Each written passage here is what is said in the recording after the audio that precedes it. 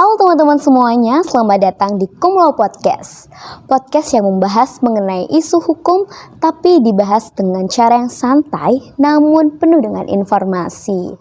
Saya Livi sebagai host Kumlo Podcast pada hari ini.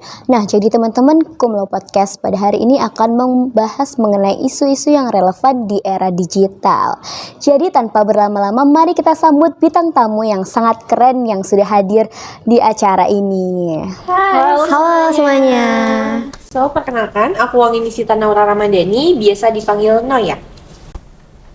Perkenalkan aku Josephine Suldiva Fasti, biasanya dipanggil Jose. Halo semuanya, kenali nama aku Lintang Pusjasa Cepiatsila, panggil aja aku Lintang. Hai semuanya, aku Balkis Andi Putri, biasa dipanggil Balkis, dan kita semua merupakan mahasiswa jurusan Ilmu Komunikasi FISIP Universitas Brawijaya Angkatan 24 nih. Wah, tepuk tangan dulu dong. Oke, super energik banget ya teman-teman pada hari ini ya. Gimana nih kabarnya? Alhamdulillah baik, walaupun kita dihantam tugas yang Oke, ini pada semester berapa ya kira-kira rata-rata ya? Oke, hebat banget ya bintang tamu kali ini ya.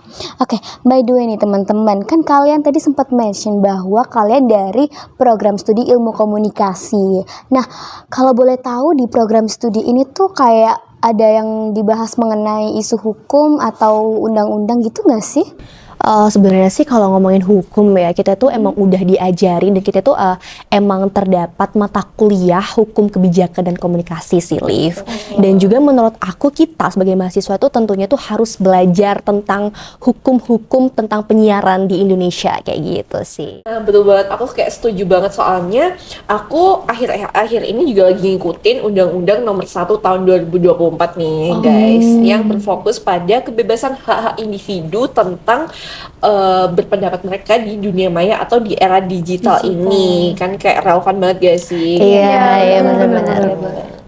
Sebenarnya juga pembahasan kali ini itu seru dan penting untuk dibahas ya, karena kita tuh juga perlu melihat kembali peraturan-peraturan yang ada dalam penyiaran dan sebagainya, dalam teknologi informasi juga. Nah, kita di sini nanti kita itu bakal ngasih pendapat satu sama lain tentang kritik dan apresiasi di dalam peraturan-peraturan undangan. Oke, jadi kita nanti akan membahas mengenai apresiasi dan kritik yang sempat dibaca Noya ya, Undang-Undang Nomor 1 Tahun 2024 gitu. Namun nih teman-teman, kan kalian dari mahasiswa ilmu komunikasi ya. Jadi menurut kalian tuh seberapa penting sih undang-undang tersebut buat kita bahas pada hari ini? Menurut aku penting sih, karena menurutku juga di mana hukum ini bisa mempengaruhi perlindungan individu, lalu juga kebebasan digital dan keadilan dalam dunia maya. Karena kayak relevan banget nggak sih sama era digital sekarang ini? Iya, betul. Oke, bener banget sih. Oke teman-teman, bintang tamu kita ini sangat kritis sekali ya, meskipun dari program studi ilmu komunikasi. Jadi kita bisa tahu nih pada podcast kali ini kita akan membahas aspek-aspek penting pada Undang-Undang Nomor 1 Tahun 2024. So, tema podcast Kumlo pada hari ini yaitu tentang apresiasi dan juga kritik mengenai kebebasan berpendapat pada Undang-Undang Nomor 1 Tahun 2024. wow. Ngomongin undang-undang gini tuh aku tuh sempat notice sih guys, kayak di pasal 29 sama pasal 36 yang memang membahas terkait ancaman dan intimidasi kayak gitu. Jadi kayak intinya itu biar orang tuh nggak jadi korban kekerasan baik secara fisik maupun mental kayak gitu. Nah, dan juga supaya terlindungi dari kerugian kayak penipuan, pencemaran nama baik yang bisa merugikan secara finansial kayak gitu. Tapi ada juga sih pasal-pasal ini tuh sebenarnya bisa aja disalahgunakan buat ngebatasin kebebasan berpendapat. Nah, apalagi di dunia digital ini kayak gitu. Nah, kalau pasal-pasal diartikan terlalu luas, takutnya bisa-bisa orang-orang yang kasih kritik atau opini yang benar-benar memang sah itu malah kena kayak gitu. Padahal kan harusnya kebebasan berekspresi itu dilindungi kan kayak gitu. Nah, menurut aku biar tetap adil itu dan nggak mengekang kebebasan berpendapat, perlu adanya batasan yang jelas di penerapannya. Misalnya kayak pengawasan secara mekanisme, di hukum yang transparan kayak gitu sih, Vi. Dan jadi nggak ada penyalahgunaan kekuasaan yang malah merugikan kebebasan berekspresi warga negara Indonesia. Oke, menarik banget sih Noy. Jadi yang paling penting itu tidak ada batasan ya. Kan kalau enggak adanya batasan yang jelas supaya tidak terjadi penyalahgunaan terhadap pengawasan gitu ya Noy maksudnya. Iya, benar. Oke, aku juga sempat notice nih teman-teman di salah satu hal atau di salah satu undang-undang yang sangat krusial. Contohnya itu yang terkait dalam pasal 40 ayat 20C dan juga ayat 20D kayaknya. Dan juga serta pasal 43 ayat 2. Nih kira-kira tuh gimana sih menurut kalian tentang aturan ini menjamin privasi individu dalam proses penyidikan dan apa resiko jika privasi itu tidak dilindungi? Oke, sebelumnya terima kasih ya Livi. Iya, sama-sama. Menurut aku sendiri itu peraturan dalam UU nomor 1 2024 ini memberikan jaminan yang cukup kuat buat perlindungan hak privasi atau data-data privasi individu dalam proses penyidikan gitu. Jadi pada pasal 40 dan 43 itu memang disebutkan bahwa aparat hukum ini wajib memperhatikan kerahasiaan dan integritas data dalam proses penyidikan, penyidikan tindak pidana, khususnya yang berhubungan dengan teknologi informasi lah. Jadi hal ini itu sangat penting karena informasi seringkali menyimpan data pribadi kan, apalagi data pribadi yang sangat-sangat private dan sensitif gitu, yang bisa kalau misalnya dia itu bocor datanya itu nanti bisa kena doxing atau kena apa gitu kan. Jadi jika privasi ini tidak dilindungi, maka bukan hanya hak individu yang terlanggar, tapi juga dapat menyebabkan penyalahgunaan data oleh pihak yang tidak bertanggung jawab itu tadi. Namun di sisi lainnya juga, jadi hal ini tuh memberikan ruang bagi pemerintah untuk meminta penyelenggara sistem elektronik untuk memoderasi konten yang dapat membahayakan masyarakat, misalnya kayak perjudian, pornografi, jadi kayak hal-hal yang rated lah.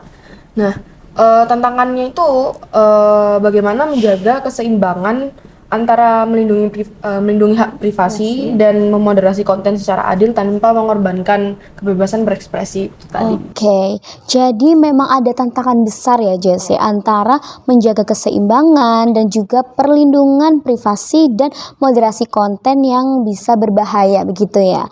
Oke nih teman-teman, aku lihat nih teman-teman masih kayaknya ada yang pasal-pasal yang mau dibahas lagi nih kayaknya. Banyak banget guys.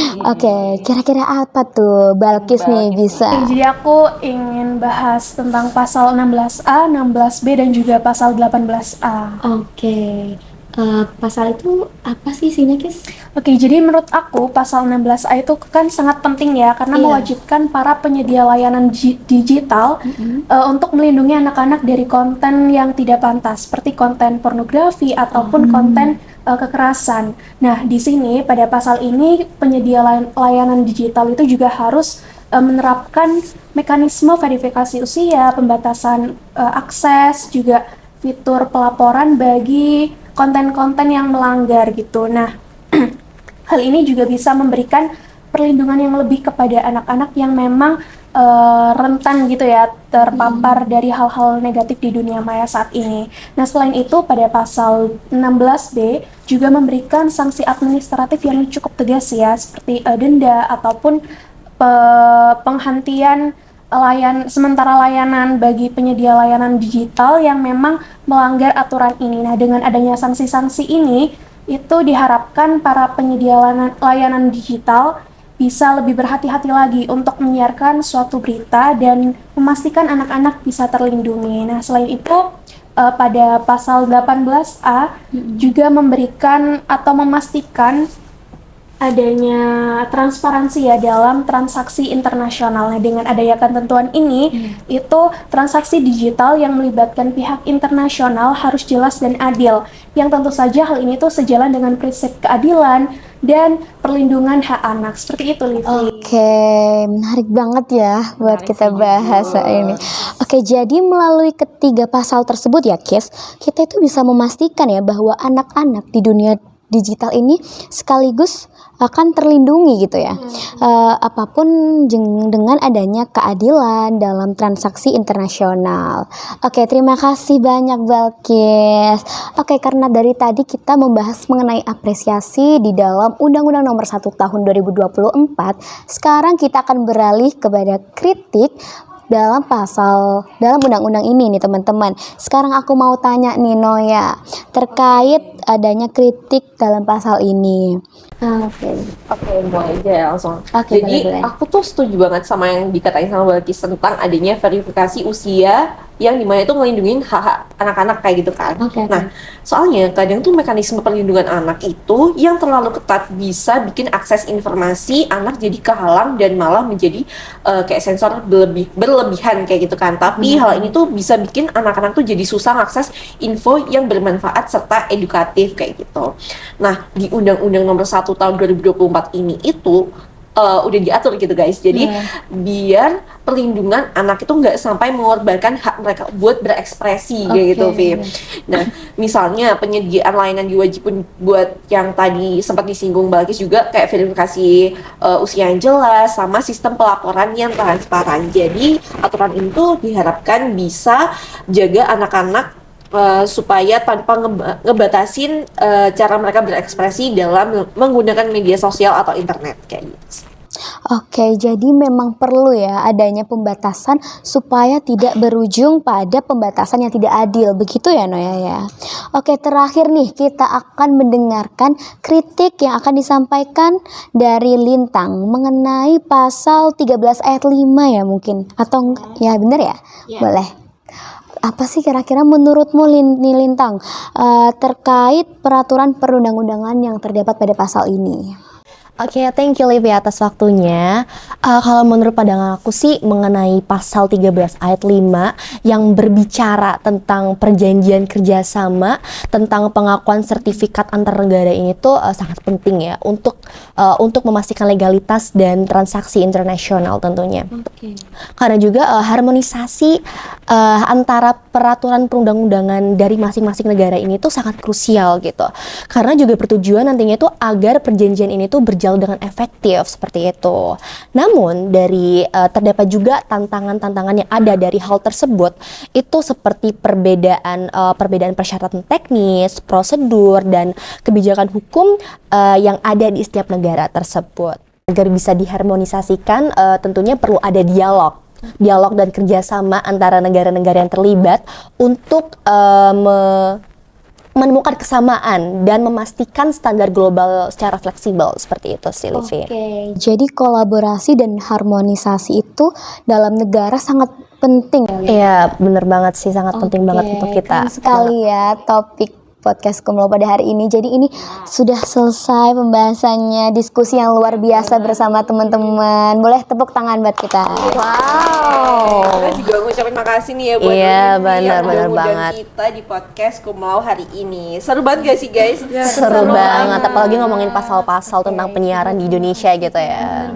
Saya juga terima kasih banyak kepada narasumber yang telah hadir dan juga yang dapat saya simpulin podcast Kumlo pada hari ini itu membahas mengenai Undang-Undang Nomor 1 Tahun 2024 yang di dalamnya mungkin tadi sempat membahas mengenai digital, privasi ataupun hak-hak anak gitu ya teman-teman. Iya, benar.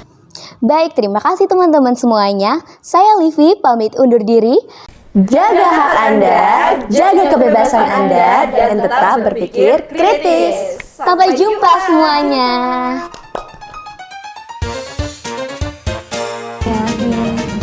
Udah oke belum? Udah dari tadi 3. Dadah. 1, 2, 3. 3. Udah. Naya permisi ya. 3. Enjang dari dada. 1, 2, 3. Latihan dari dada. Saya Livi sebagai host. Deket banget. Kamu langsung. Saya Livi gitu langsung.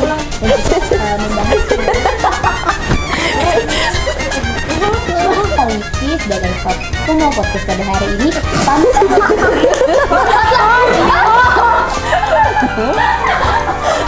Banget sih dari tadi.